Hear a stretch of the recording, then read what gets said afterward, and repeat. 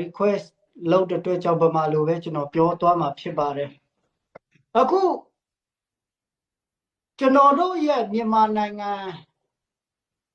စစ်အာဏာရှင်အာဏာလူအာဏာသိမ်းတဲ့ဒီနောက်ပိုင်းမှာဒီနေ့ထိနေရာအနှံ့မှာလက်နက်ကင်နိုင်တဲ့လူငယ်တွေမှန်သမျှအကုန်လုံးလက်နက်ကင်ပြီးတော့မှစစ်အာဏာရှင်ကိုတော်လှန်ကြတာကိုကျွန်တော်တို့တွေ့ရမှာဖြစ်ပါတယ်။တစ်ဆက်တည်းမှာပဲလက်နက်ကင်လို့မဖြစ်တဲ့အဖိုးဖွားတွေမိဘပြည်သူမိဘတွေဆိုလို့ရှိရင်ထောက်ဖို့အနေနဲ့နေရာအနှံ့မှာရပ်တည်ကြပါတယ်။ဆိုတော့အခုကျွန်တော်ချင်းပြည်နယ်အရေးနဲ့ပတ်သက်ပြီးတော့မှအနေနဲ့ကျွန်တော်ရဲ့အမြင်ကိုကျွန်တော်ပြောချင်ပါတယ်အခုကျွန်တော်တို့ချင်းပြည်နယ်ထဲမှာကြီးရွာတရွာနဲ့တရွာပြဿနာဖြစ်ပြနေတဲ့အရာဥပမာပြောမယ်ဆိုလို့ရှိရင်တော့လောက်တူး CDF နဲ့အခုမရာ MDF ပြောမယ်ဆိုလို့ရှိရင်တော့ဒီပြဿနာဟာခုနကျွန်တော်တို့ဆရာဘွေကုန်းလဲပြောသွားပြီးပြီဖြစ်ပါတယ်ဒီပြဿနာဟာဒီနေမြေကိစ္စနဲ့အရှုပ်ထွေးအငင်းပွားတွေဟာရခိုင်မှာလည်းရှိတယ်လို့ဒီကချင်တွေမှာလည်းရှမ်းတွေမှာလည်းနေရာအနှံ့မှာရှိပါတယ် TNL နဲ့ KIA ကိစ္စတွေလည်းအများသောအဖြစ်ကျွန်တော်မြင်ရမှာဖြစ်ပါတယ်သူတို့တွေဟာနေမြေအငင်းပွားကိစ္စနဲ့ပြဿနာတွေဖြစ်ပြီးတော့မှတူနဲ့တူစကားတွေများကြတာကိုကျွန်တော်တို့တွေ့ရမှာဖြစ်ပါတယ်အခုအဲ့ဒီစကားများနေမြေအငင်းပွားတဲ့ကိစ္စတွေထဲမှာဘယ်သူဘယ်ဝါမှလက်နက်နဲ့ဖြည့်ရှင်းပြီးတော့မှတပ်ဖြတ်ပြီးတော့မှပြစ်တက်တာမျိုးတွေဟာကဒီနေ့အကြမ်းဖက်ရာရောက်ပါတယ်ကျွန်တော်တို့လက်နက်ချင်းပြည်နယ်မှာ CDF အဖွဲ့တီးရှိပါတယ်အဲ့ဒီအဖွဲ့တွေအားလုံးဟာဘာဖြစ်လို့ပြည်သူတွေကပေးထားလဲဘာဖြစ်လို့ပြည်သူတွေကထောက်ပံ့ကြလဲဘာဖြစ်လို့ပြည်သူတွေကကျွန်တော်တို့တွေကို support ကြလဲဆိုလို့ရှိရင်နှစ်ပေါင်း80လုံးအုပ်ချုပ်ပြီးတော့မှပြည်သူအာဏာကိုလုပြီးတော့မှပြည်သူတွေကိုတတ်နေတဲ့စစ်အာဏာရှင်ကိုတိုက်ထုတ်ဖို့စစ်အာဏာရှင်ကိုအမြင့်ပြည့်ချေမှုန်းဖို့အတွက်ကျွန်တော်တို့တွေကိုပြည်သူတွေကဝယ်ပြီးတာဖြစ်တယ်ပြည်သူတွေကပေးတာဖြစ်တယ်ဒါကြောင့်မလို့လောက်သူပဲဖြစ်ဖြစ် MDF ပဲဖြစ်ဖြစ်ဘယ်သူဘယ်ဝါလက်နက်ကင်နေပဲဖြစ်ဖြစ်ကျွန်တော်တို့ချင်းပြည်နယ်မှာကျွန်တော်တို့တွေရဲ့လက်နက်တွေခုခံကျွန်တော်တို့တွေရဲ့အားတွေကျွန်တော်တို့တွေရဲ့အင်အားတွေအားလုံးဟာချင်းပြည်သူပြည်သားနဲ့မြန်မာပြည်သူပြည်သားတစ်မျိုးနွယ်လုံးအားလုံးအတွက်ဖြစ်ရမယ်ဆိုတာကိုကျွန်တော်ပြောချင်တာဖြစ်ပါတယ်ဒီနေ့တခြားလူတွေကိုကျွန်တော်တို့ကြည့်မယ်ဆိုလို့ရှိရင်လက်နက်ကင်ပြီးစစ်အာဏာရှင်ကိုတိုက်စခန်းတွေတိတ်လက်နက်တွေတိတ်မြောက်များစွာသူတို့တင်ကြတယ်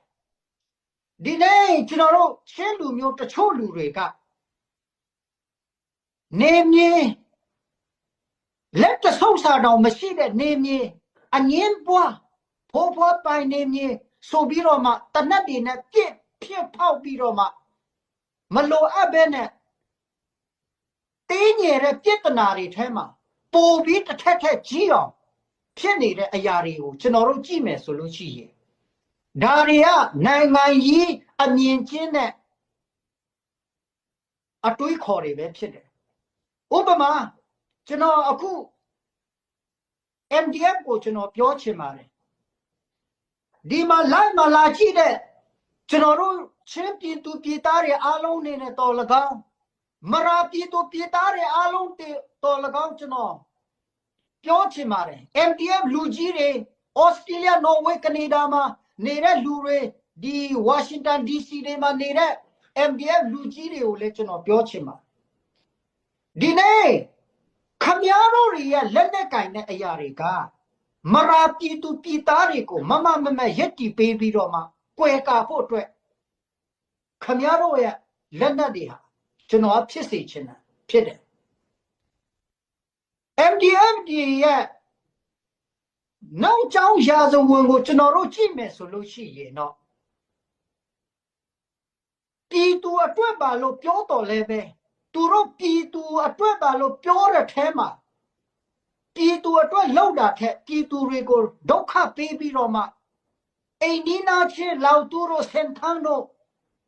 ကိုညီကိုမရာ CDF တွေကိုလိုက်ပြီးတော့မှတပ်ဖြတ်ပြစ်တတ်နေတဲ့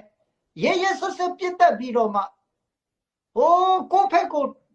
စိတ်အားထက်တန်ဆိုမပါတဲ့ကိုနဲ့တနည်းပြောမယ်ဆိုလို့ရှိရင်ဘာမှတိတ်ပြီးတော့မှမဆိုင်တဲ့ AAD နဲ့ပူပေါင်းပြီးတော့မှပြောတဲ့စကားတွေစကနန်ထိုးတဲ့အရာတွေအားလုံးကိုရှောက်ယုံပြီးတော့မှဒီလက်တဆုပ်စာအတွေးခေါ်တွေနဲ့ဒီကိုပြည်သူကိုပြန်တက်အိန္ဒိနာချင်းတွေကိုပြစ်ဒီလိုမျိုးလုပ်နေမယ်ဆိုလို့ရှိရင်ခင်ဗျားတို့ကျွန်တော်ပြောချင်တယ်လက်နဲ့မကင်တာပဲအကောင်းဆုံးပဲဖြစ်တယ်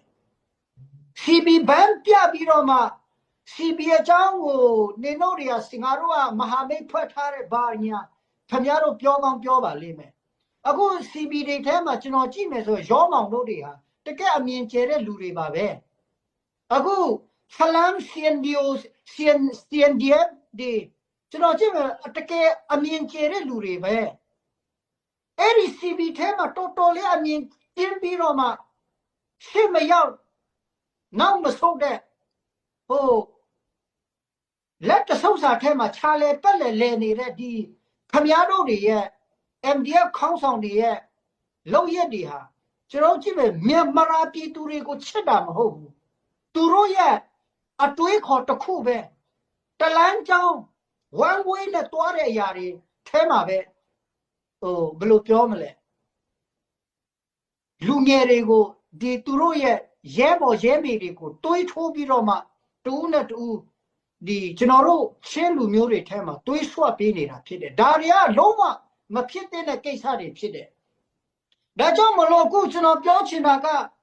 MDF လူကြီးတွေအားလုံးနေနဲ့ဆိုင်ဟာမှာရှိတဲ့ MDF လူကြီးတွေအားလုံးလဲ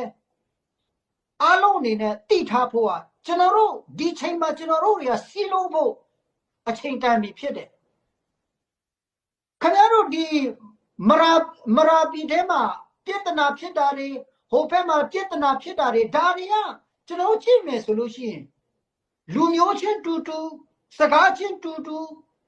အာနာရှင်မဟုတ်ပဲနဲ့ဒီအရာတွေခင်ဗျားတို့တိုက်နေတဲ့အရာတွေကတကယ့်ကိုနော်မဖြစ်တဲ့အရာဖြစ်တယ်ကျွန်တော်တို့မရာပြည်ကိုချစ်တယ်ဆိုလို့ရှိရင်တော့မရာပြည်သူပြည်သားတွေအားလုံးကိုချစ်တယ်ဆိုလို့ရှိရင်တော့ဒီနေ့ကျွန်တော်တို့တွေကပူပေါင်းဖို့လိုပါတယ်အဲ့ဒီပူပေါင်းတဲ့နေရာမှာတသွေးတသားဒီချင်းလူမျိုးဆိုတဲ့စိတ်ဓာတ်ကိုကျွန်တော်တို့တွေကမွေးထားမှာဖြစ်ပါတယ်ချင်းပြည်နယ်တစ်ခုလုံးဖက်ဒရယ်ဒီမိုကရေစီရရှိဖို့အတွက်တမျိုးသားလုံးလွတ်မြောက်ဖို့အတွက်ကျွန်တော်တို့တွေကဒီချိန်မှာပို့ပြီးတော့မှလုံရမယ့်အချိန်ကာလဖြစ်တယ်။ကင်ထားတဲ့လက်နက်တွေအားလုံးဟာစစ်အာဏာရှင်မင်းအောင်လှိုင်စစ်ခွေးတွေကိုကျွန်တော်တို့တွေကအမီးပြစ်ချေမုန်းရမယ့်အရာဖြစ်တယ်။ချင်းပြည်နယ်မှာ CB ဆိုတာလည်းမရှိဘူးနော် MDF ဆိုတာလည်းမရှိဘူးစစ်အာဏာရှင်ကိုတိုက်မဲ့လက်နက်ကင်နေမှန်တမျှအားလုံးချင်းတက်မတော်ပဲဖြစ်တယ်ချင်းတက်မတော်ချင်းသူရဲကောင်းချင်းပြည်သူတွေရဲ့ရဲဘော်ပဲဖြစ်ရမယ်ငါတို့တွေက MDF ဖြစ်တယ်မရာနေမြေပဲဘယ်လက်နက်ကင်မှမလာရဘူးဆိုပြီးတော့မှကိုဒေတာဆွဲတဲ့အမြင်ကျင်းမြောင်းတဲ့အရာတွေအကုန်လုံးငါတို့တွေကဆွဲလွှတ်ရမယ့်ချိန်ဖြစ်တယ်ဒါမင်းတို့နားလည်ရမယ်ခေါင်းဆောင်ဆိုတာမလောက်တဲ့မလောက်ရဘူးမကျွမ်းကျင်ရင်မလောက်ရဘူးခေါင်းဆောင်ဆိုတာ ဇာမရှိဘဲနဲ့မလောက်ရဘူးမိုက်တင်းတဲ့နေရာမှာမိုက်ရမယ်မမိုက်တင်းတဲ့နေရာမှာမိုက်ရင်တော့မဖြစ်တဲ့နာတွေအကုန်လုံးဖြစ်သွားမယ်ခင်ဗျားတို့မမိုက်တင်းတဲ့နေရာမှာမိုက်လို့ဘယ်ကျွန်တော်တို့မရာပြည်သူဘယ်နှဦးတည်ပြီးပြီလဲအိမ်နီးနားချင်းတွေဘယ်နှယောက်တည်ပြီးပြီလဲအခုကြည့်မရာလောက်သူကိုခင်ဗျားတို့ပြစ်နေတာလဲလောက်သူအတွက်ကြိုးရှိလားမရှိဘူးလောက်သူက MDA ကိုပြစ်နေတာလဲဘာအကျိုးရှိလဲဘာမှအကျိုးမရှိဘူးပြည်သူတွေပဲနာတယ်ငါတို့ကင်နေတဲ့လက်နက်တွေအားလုံးကစစ်အာဏာရှင်ကိုပဲတိုက်ရမှာဖြစ်တယ်မင်းတို့နဲ့မဟာမိတ်ဖွဲ့ထားတဲ့ရခိုင်ကိုကြည့်ရခိုင်ဆိုတာကသူတို့ရဲ့ရခိုင်ပြည်နယ်တစ်ခုလုံးလွတ်မြောက်ဖို့အတွက်အာဏာရှင်မင်းအောင်လှိုင်ရဲ့စစ်ခွေးတွေကိုတိုက်နေတာဖြစ်တယ်ရခိုင်နေနဲ့မိတ္တဟာရစစ်ရေးအရာပူးပေါင်းပြီးတော့မှမဟာမိတ်ဖွဲ့ထားပြီးတော့မှအိုးနောက်ခမားတို့လောက်မရှိတဲ့လူတွေထဲမှာနော်အိုးနောက်လုံးဝမရှိတဲ့လူတွေကိုကျွန်တော်ကကြည့်ရင်တော့ခေါင်းဆောင်မလုပ်စီချင်ခမားတို့ရဲ့လက်ချက်နဲ့မရာလူငယ်တွေဘယ်တယောက်တည်ပြီလဲကျေပွင့်နေဘယ်တယောက်တည်ပြီလဲဟိုလူလက်ညှိုးထိုးဒီလူလက်ညှိုးထိုးဘယ်တော့မှဝန်ခံတယ်ဆိုတာမရှိဘူးဒီအရာတွေကခေါင်းဆောင်ကောင်းတယောက်ရဲ့ကောင်းမွန်တဲ့အချက်မဟုတ်ဒါကြောင့်မလို့နောက်ဆုံးအနေနဲ့ကျွန်တော်ပြောချင်တာကမင်းတို့မရာပီကိုချစ်တယ်ချင်းပြည်နယ်ကိုချစ်တယ်ဆိုလို့ရှိရင်တော့မရာ CDM နဲ့